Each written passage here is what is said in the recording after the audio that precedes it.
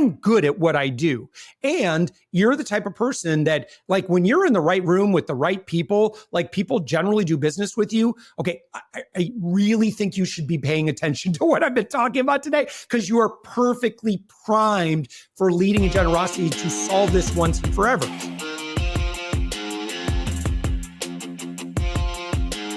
Welcome to the How Leaders Think podcast, the show that transforms you by renewing your mind and giving you new ways to think. I am your host, Kenny Lange, and with me today is the Josh Elledge. He is the CEO and founder of Up My Influence. He's a frequent speaker at business and startup conferences, including Social Media Marketing World, which is like gigantic if you don't know.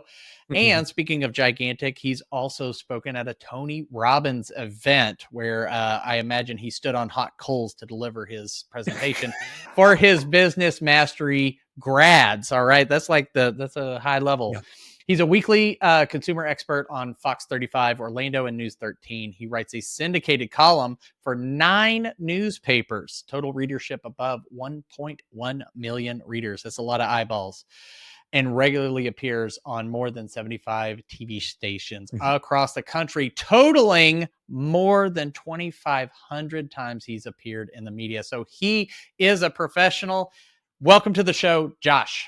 Kenny, it's so great to be here. Thank you so much.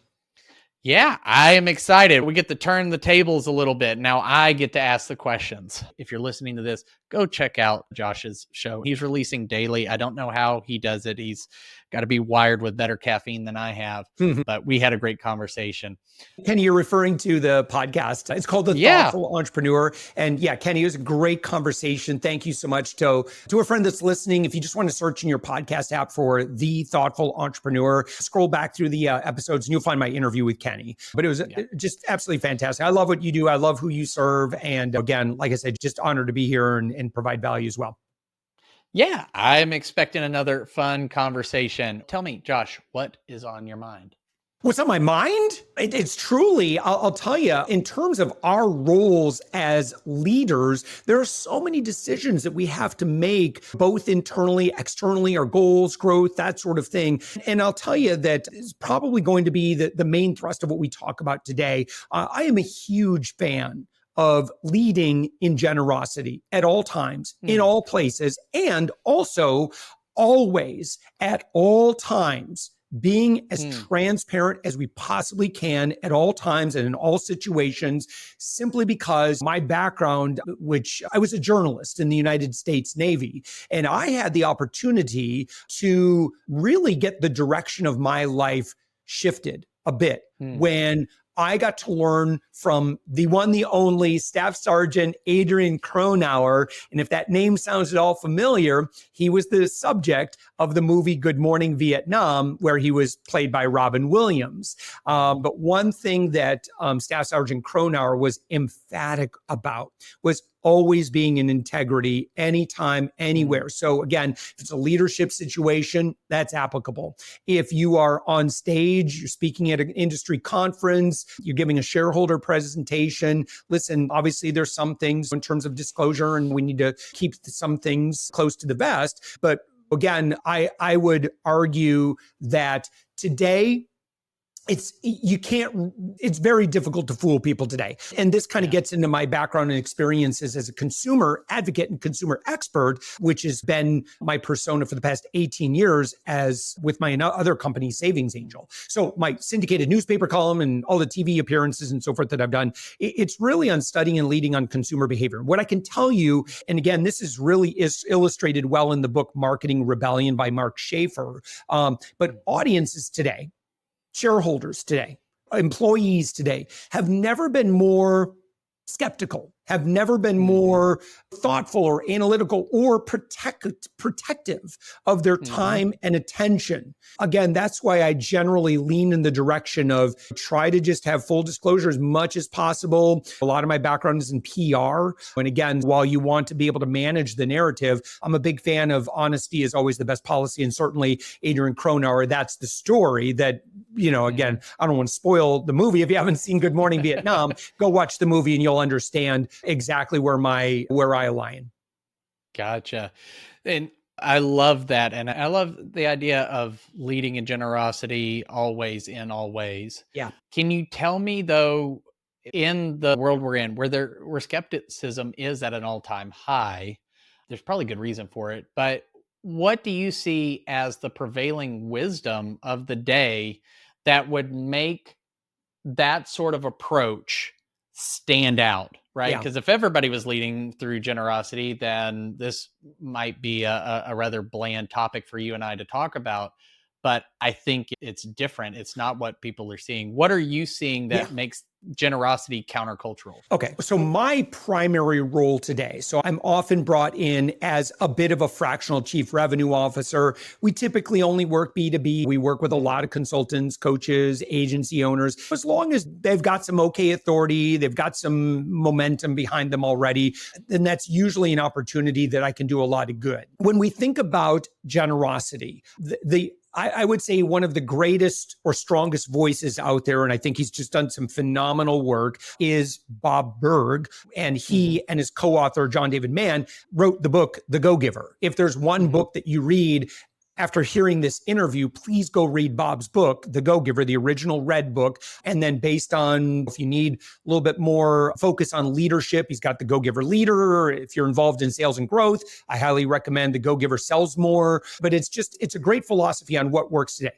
So in my role, when it comes to growth and driving revenue, and sometimes that involves marketing, mostly account-based sales. I do a lot of work around that. So here's the good news. If you have a heart that is aligned with servant leadership and generosity, the good news is you are actually in the minority. When we think about particularly areas like marketing, unfortunately, you'd alluded to a lot of the systems that used to work very well. And again, if we're thinking about where revenue comes from, how do we connect with more donors? How do we connect with, if you're involved in sales, how do we get more quote unquote leads, which I don't actually care for that term. We can talk more about that another time. But you know, again, if it's building key relationships, if you're trying to connect with investors or influencers, marketers, unfortunately, tend to almost always choose lazy ways forward. So it's more of a spray and pray philosophy. It's more of a just cast a wider net and hopefully they'll self-select. We can earn that time. That is working less and less. A lot of your typical platforms like your sales, let's talk about sales in particular. Sales Navigator, email lead gen, that sort of thing. Ads have just gotten way more expensive. They've become way less effective because the lead gen locusts have decimated the fields. So if you go into LinkedIn Sales Navigator today, it's a lot harder than it was 5 years ago. 5 years ago, it was actually pretty easy. Like you could do pretty good business. Through the pandemic and years since, it's only gotten worse and worse. Again, Mark Schaefer's done some good work back. This is quite a few years ago that book came out, and he's like, guys, it's all crumbling down around you. So if you don't lean into authenticity and relationship, you're going to get left behind. Again, we end up working with a lot of VPs of sales or people that are involved in growth, that sort of thing, and we really help them implement more of a generosity first approach. Like you have to be in account-based sales. If you want to earn relationships, you're going to have to give away what other people are not giving away. And you have to be able to give away something that's going to earn you that time together so that you can build a relationship first, then assess for need and just be of service, right? So you want to create this environment where you're just circulating with top level leaders on a regular basis. And you can do that. There's a lot of ways you could do that. One of my favorites is using a platform like podcasting, which I'm happy to talk about that. Again, it's what can you give away that's going to earn you time together, but you got to have a heart of being generous, not for the sake of making sales. You have to have a heart of being generous because it's the right thing to do. And it's the way that you would want to be treated. Like when we go to a really good event and let's say you just organically bump into someone, you get to talking, you're like, man, it sounds like there might be we should talk later and see if we should be doing, you just like the other person. Let's say you're on a panel together or something, and you're like, hey, I really like what you had to say. Dude, let's grab coffee or let's grab Zoom sometime next week. I'd love to see if there's something we should be doing together. And then it just very organically turns into business. Like we've all had those experiences. That's what you want to be able to create for yourself on a regular basis, because that's where most of us today who are servant leaders, or again, this generosity approach, account-based sales and marketing, this is where those folks are doing very well today, because there is an outright rejection of all of the other ways of being sold at and treated like a lead. And I could go through some data on this to back this up, but I'll just say that the current state of lead gen is pretty bad today. Yeah. So I think there's a lot to unpack there. Everything in the kitchen sink in that last. Yeah, no, there's so much I want to dig into. Something you were talking about, how marketers and comparing them to locusts, which is fantastic. But there's a great saying that says marketers ruin everything, is because we'll just take the words and we'll put it here and there and everywhere, and just, like you said, we'll just spray and pray and just blast everybody instead of being very targeted. It's like a sunbeam instead of being a laser beam. Two things. One, what is continuing in that manner of spray and pray, of give to get, right? Okay, yeah, we'll give you this asset or this experience or something like that, but it's explicitly stated, you got to give me something back. So when you read The Go-Giver, you'll know that that's where a lot of your earlier or amateur marketers are going to fail, right? Because they're so desperate for what it is that they want. Now, because of that, here's the reality. We all know, speaking for myself and speaking for every other leader we know what you want. Like we've all had that feeling, like when you go to like a car salesman and you could tell it's like he's just trying to work real hard to get that sale. It's off-putting. And we've all been at those mixers where someone is like a me monster and they're running around slapping business cards in hands and they're hustling. It's just very distasteful. Do not do that same behavior today digitally. Do not outsource your reputation to some cheap labor lead gen stuff, because that will negatively affect your reputation. So let me give you some data. According to Harvard Business Review, 90% of top-level B2B decision makers never respond to cold outreach or unsolicited sales calls. So right off the bat, you are missing out on the 90% of the most attractive business that's out there. And I really question what's going on with the 10% who have the time to respond to spammers. Like it just doesn't happen. But here's the problem though. If you do it and say, I'm just going to try and aim for that 10%, 60% of the whole, according to WebFX, did a research on this, that negatively impacts the perception of your company when you're just trying to drum up business through spamming. Again, it's not how leaders want to do work. 74%, and this is LinkedIn Corporate who did this, when they looked at how business buyers prefer to do business, they like to do business with people who are personally introduced to them, referred by a friend, good old-fashioned networking, relationship-focused sales. That's what we want to encourage, way more of that, less of the stuff that AI can do and super cheap labor can do, right? If you have a decent bit of authority, why on earth would you compete in the red ocean of amateurs? You've earned a ticket to do business like business adults do. And so instead, again, your focus should be creating and really working on what I like to refer to as a whisper network, right? It's just high-level leaders behind the scenes, having adult conversations, collaborating, making introductions. You get those engines going up and it's a flywheel. And it doesn't take very long. When you concentrate on that for a good 6 months, generally you can get to a point. Again, if you're also leading in generosity, you can get to a point in 6 to 12 months where you just don't need to hustle anymore. And wouldn't that feel great, especially at your stage in business, assuming that we're talking with a leader right now? Yeah. Absolutely. Again, there's so much because, and most of the people, if you're listening to this, my background's in sales and marketing and running an agency. And so I get excited to talk about these sort of things. And at one point I was going to make fun of all the bad marketing advice and start it's like the Babylon Bee or the Onion, but for marketing. And it was called morebettermarketing.com. Yeah.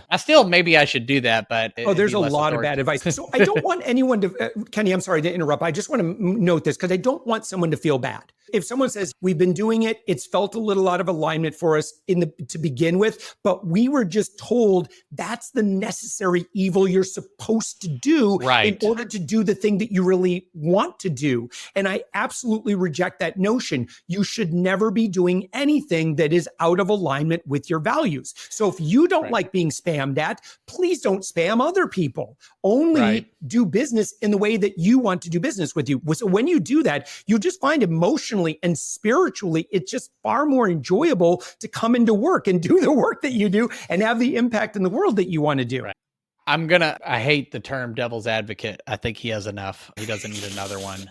But what do you say to the salesperson? Yeah. And maybe they're a fresh in VP sales, something like that. They're brought in to turn things around, or that scrappy business owner who's trying to get things up and running. Maybe they have 1 or 2 employees, they got a couple kids, like they're trying to put food on the table, and they're listening to you and say, yeah, that would be nice, Josh, if I had 6 to 12 months, but I've got bills due next week, next month. I've got stuff I got to take care of. What's your advice to them to balance the demands of their current reality with, hey, there's a better way to do this that you're building for the long term, but maybe they feel, I don't know that I'll ever be able to wait for that unless I get a big break. What do you say to those people? Back when I used to do a lot of media consulting and authority marketing and so forth, and people would say, I've been in the media over 3,000 times. How on earth did you do that? And it wasn't because I blasted out press releases and I just spammed journalists and producers.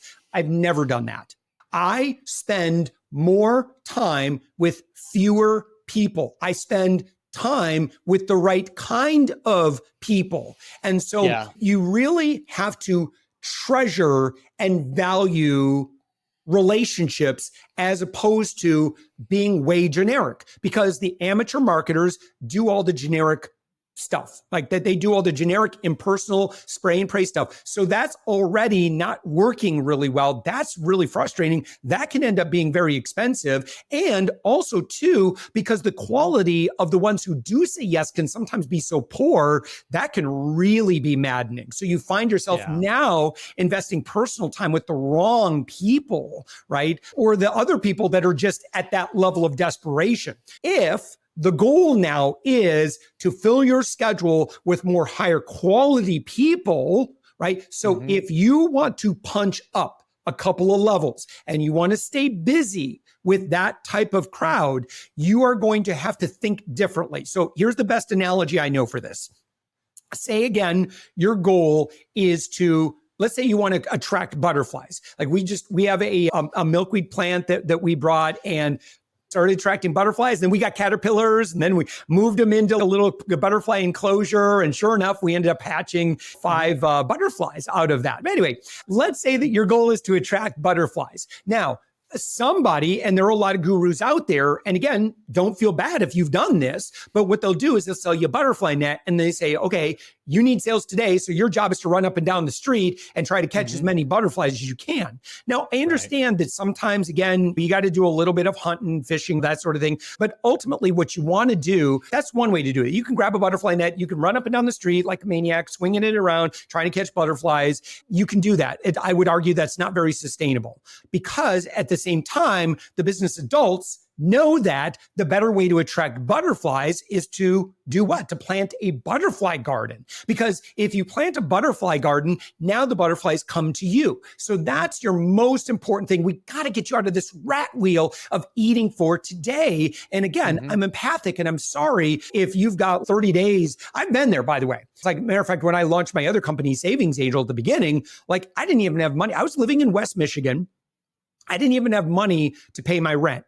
Or no, it was my heating bill, and it was March. And if you're in Michigan in March, I led in generosity And I approached a local radio station and I said, listen, I would love to advertise. I don't have budget for that. But what I can do is be of service to your listeners and I can give value. And so we designed like a quick little segment where I'd tell people how they can get free things at the grocery store and so forth. And they're like, okay, we'll try it out. And I said, listen, my mindset was not to sell and pitch. It was to give generously and treat the audience like adults. Now, because I did that, those audiences, I feel like they resonate with that a little bit better. This guy's nice. He's good. He's like generous. He's giving away all his value. And you don't have to hit him over the head. Just like, hey, by the way, if you want some more free stuff, you go to my website and I share the website URL. And they did. And Kenny, like that week, I earned just enough money to pay my heating bill. And I went in, it was a Tuesday morning. My heating bill was due on the Friday and I earned enough to pay my heating bill that week. And you can call it Providence, you can call it the universe, you can call it God, you can call it whatever you want. But all I knew is that I wanted to be the willing servant.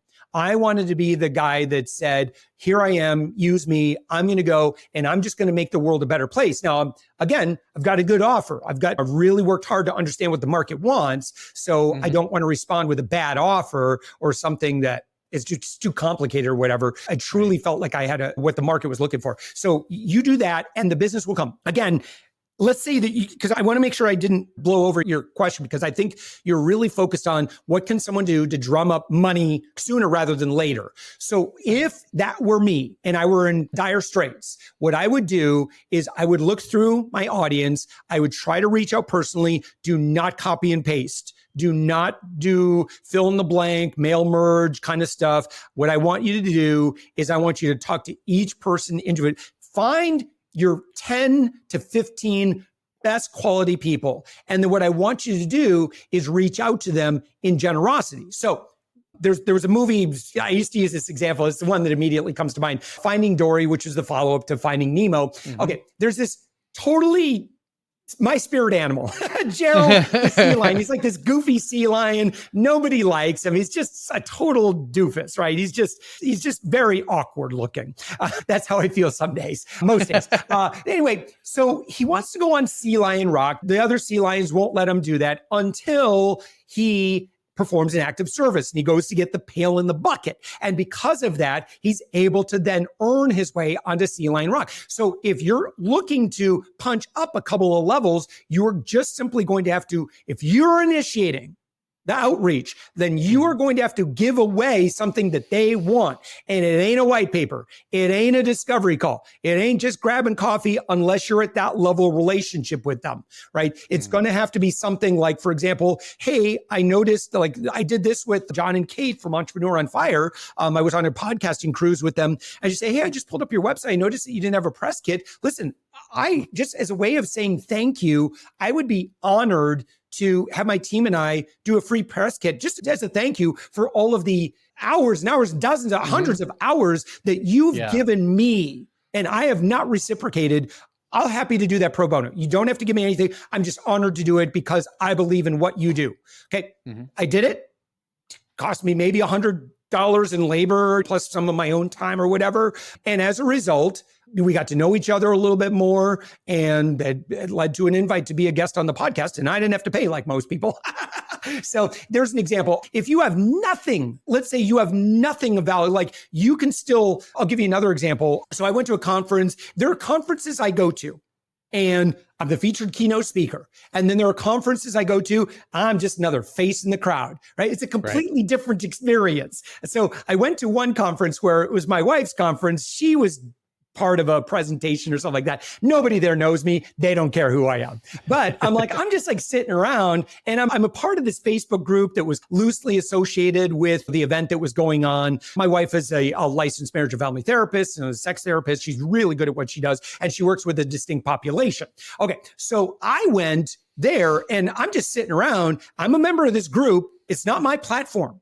And I saw the founder of this event over there. And she just seemed like she was sitting around. I'm like, I got nothing else to do. So I went into the group. I typed up a quick little post, and it allowed me to go live. I verified it was totally cool for me to do this in that group. And I went over to say, hey, do you want to do a quick Facebook Live to the XYZ group or whatever? And she goes, yeah, I'd love that, because she doesn't know how to do this stuff or just doesn't think of it or whatever. And I'm like, so what we'll do is I'll just go live and I'll just ask you a few questions and tell us what's going on at this event. So I did that. I said, hey, I'm Josh. You don't know me, but you know so-and-so. And then I aimed the camera at her. I say, why don't you tell me about the event? Tell me what's going on, who you've got on the docket, who your keynote speaker is later. And I just started acting in service, right? And so we did that. She's like talking about the event. She loves this, right? I have nothing. No, Kenny, I have nothing to gain here. There's no ulterior motive. I'm just here to make the world a better place. I could help out in this way,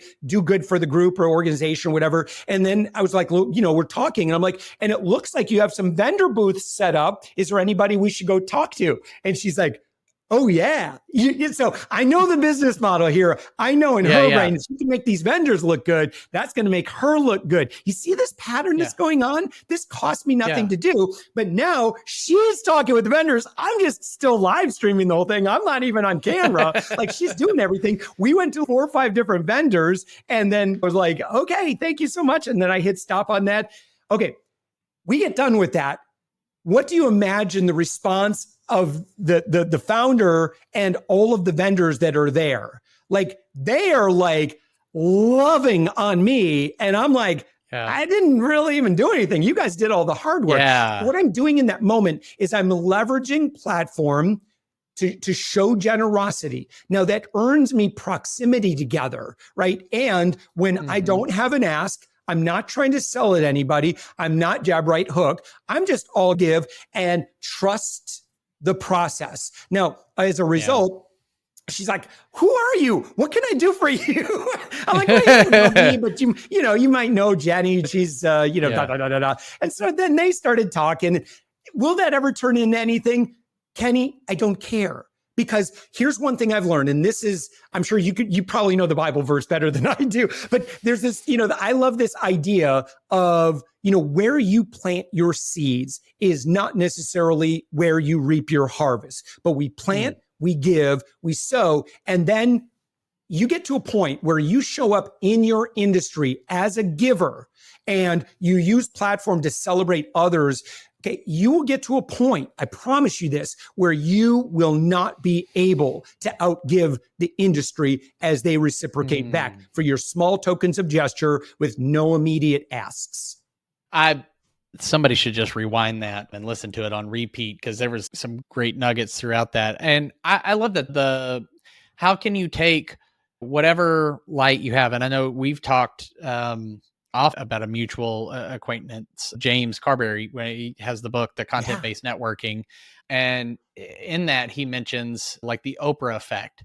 But essentially what he's saying is just take the spotlight, stop trying to get in it and hog it, just keep shining it on everybody else. If you want to take a different approach, it sounds very similar to the famous Zig Ziglar quote, which is, if you spend your life helping others get what they want, you'll never have to worry about getting what you want. That's it. Yeah. So many people and most amateur marketers are so focused on, I want to have impact. I want to have influence. I want to grow my audience. And so they keep shining the spotlight on themselves. You look at most people's social media, it's people showing off how attractive they are and how smart they are and how successful they are. And it's to me, it's like, okay, cool for you, I guess, and so, whereas opposed to, I get really excited when they say, hey, meet Kenny Lange.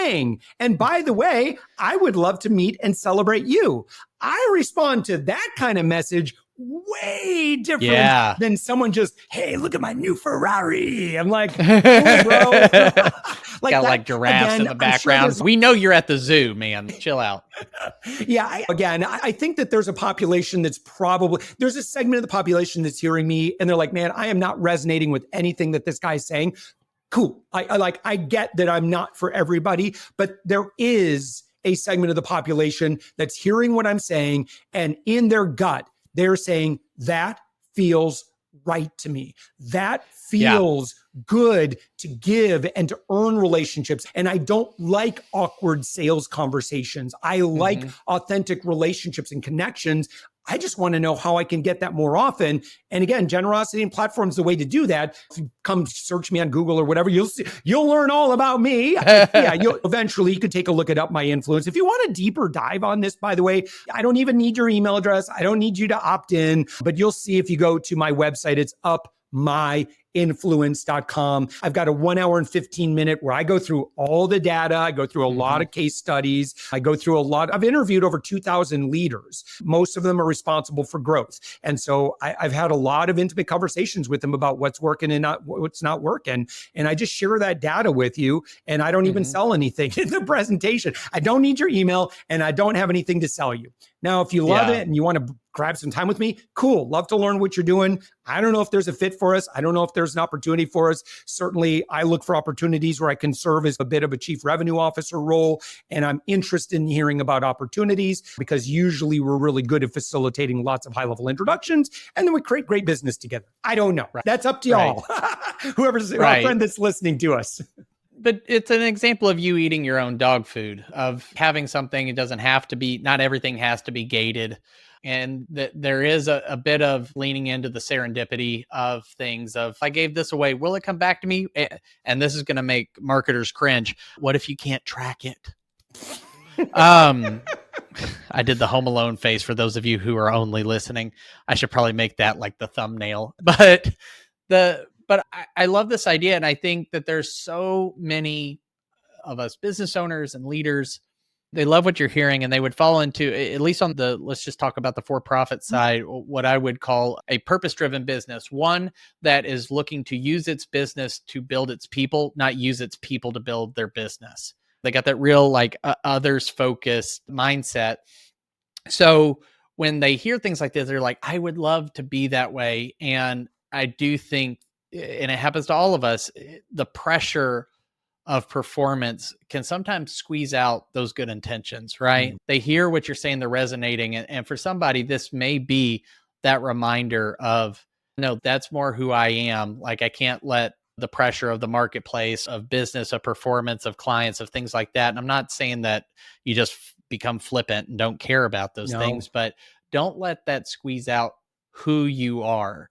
And that's what I hear you saying and talking about the person who's listening, that this resonates, this is clicking, this is sparking something, it's pouring gas on the fire. Because I know I'll listen to people like you and go, yeah, I would love to be like that one day.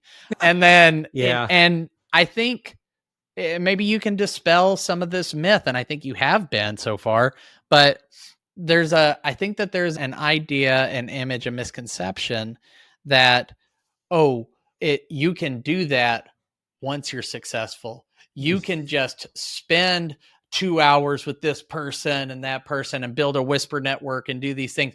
You can be generous when you have so much to give.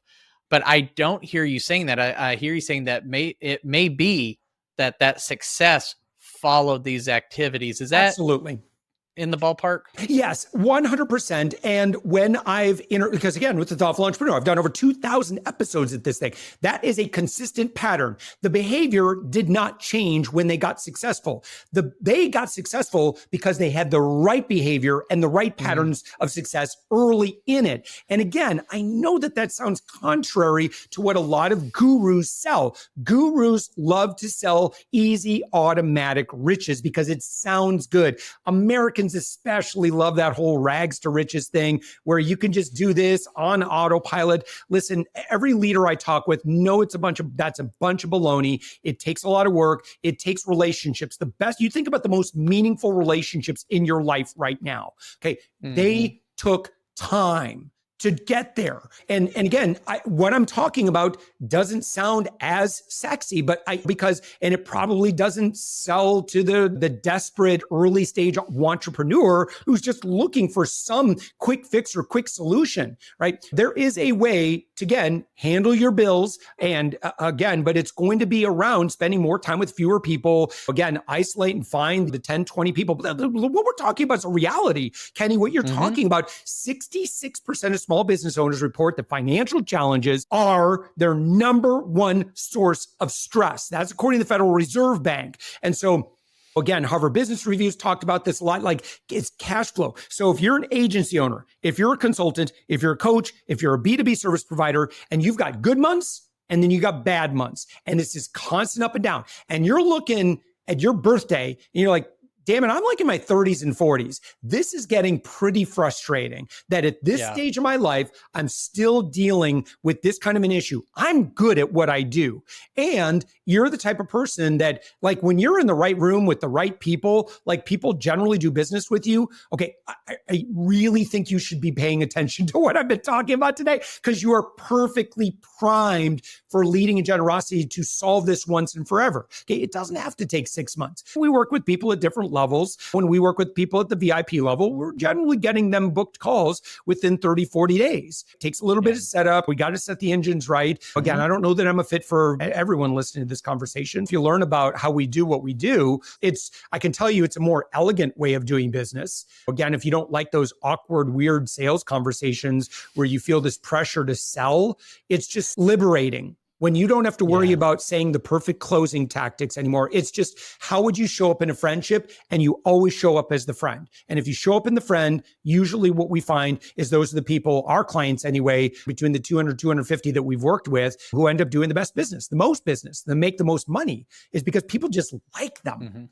And so, Kenny, there's a lot to chew on. We could run that back, but I love this approach. This resonates with my heart and how I try to do business and what I also advocate for.